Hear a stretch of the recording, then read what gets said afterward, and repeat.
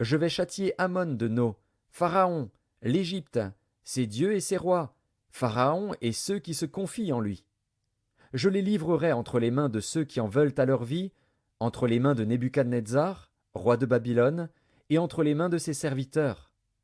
Et après cela, l'Égypte sera habitée comme au jour d'autrefois, dit l'Éternel. Et toi, mon serviteur Jacob, ne crains pas, ne t'effraie pas, Israël, car je te délivrerai de la terre lointaine, je délivrerai ta postérité du pays où elle est captive. Jacob reviendra, il jouira du repos et de la tranquillité, et il n'y aura personne pour le troubler.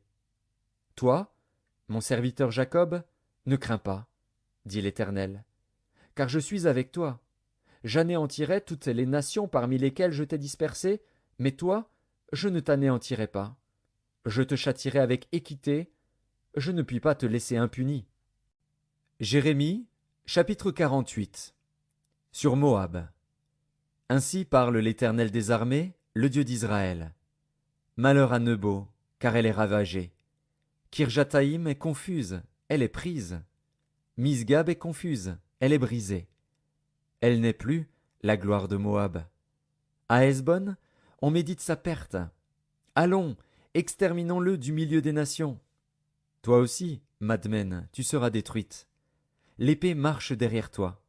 Des cris partent des Coronaïm. C'est un ravage, c'est une grande détresse. Moab est brisé. Les petits font entendre leurs cris. Car on répand des pleurs à la montée de l'Ushite, et des cris de détresse retentissent à la descente de Choronaïm. Fuyez, sauvez votre vie, et soyez comme un misérable dans le désert. Car, parce que tu t'es confié dans tes œuvres et dans tes trésors, toi aussi, tu seras pris.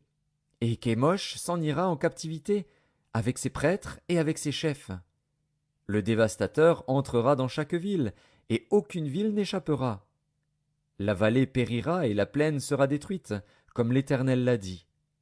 Donnez des ailes à Moab, et qu'il parte au vol. Ces villes seront réduites au désert, elles n'auront plus d'habitants.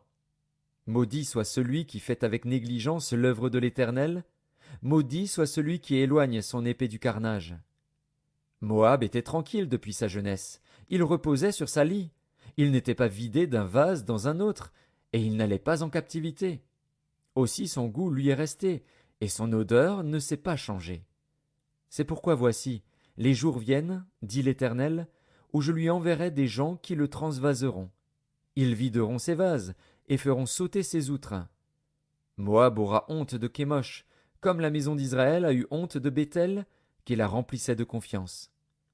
Comment pouvez-vous dire, nous sommes de vaillants hommes, des soldats prêts à combattre?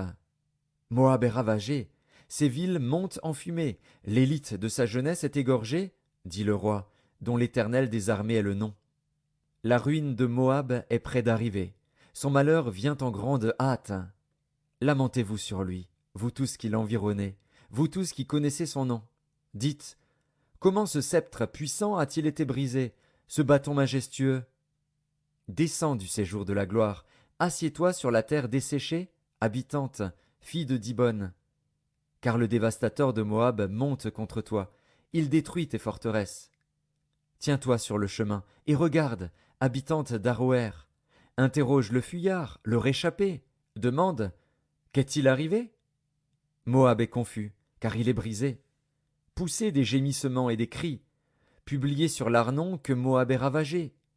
Le châtiment est venu sur le pays de la plaine, sur Holon, sur Jahatz, sur Méphat, sur Dibon, sur Nebo, sur Beth Diblataïm, sur Kirjataïm, sur Beth Gamul, sur Beth Méon, sur Kérijot, sur Botsra, sur toutes les villes du pays de Moab, éloignées et proches.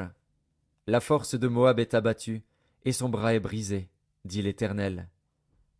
Enivrez-le, car il s'est élevé contre l'Éternel. Que Moab se roule dans son vomissement, et qu'il devienne aussi un objet de raillerie. Israël n'a-t-il pas été pour toi un objet de raillerie? Avait-il donc été surpris parmi les voleurs, pour que tu ne parles de lui qu'en secouant la tête? Abandonnez les villes, et demeurez dans les rochers, habitants de Moab. Soyez comme les colombes, qui font leur nid sur le flanc des cavernes. Nous connaissons l'orgueil du superbe Moab, sa hauteur, sa fierté, son arrogance et son cœur altier. Je connais, dit l'Éternel, sa présomption et ses vains discours, et ses œuvres de néant. C'est pourquoi je gémis sur Moab, je gémis sur tout Moab. On soupire pour les gens de Kir-Hérès. Vigne de Sibma, je pleure sur toi plus que sur Jaézer. Tes rameaux allaient au-delà de la mer, ils s'étendaient jusqu'à la mer de Jaézer. Le dévastateur s'est jeté sur ta récolte et sur ta vendange. La joie et l'allégresse ont disparu des campagnes et du pays de Moab. J'ai fait tarir le vin dans les cuves, on ne foule plus gaiement au pressoir. Il y a des cris de guerre et non des cris de joie. Les cris de Hesbon retentissent jusqu'à Éléalé, et ils font entendre leur voix jusqu'à Jahatz, depuis Tsoar jusqu'à Coronaïm, jusqu'à Églat chez Lishija, car les eaux de Nimrin sont aussi ravagées. Je veux en finir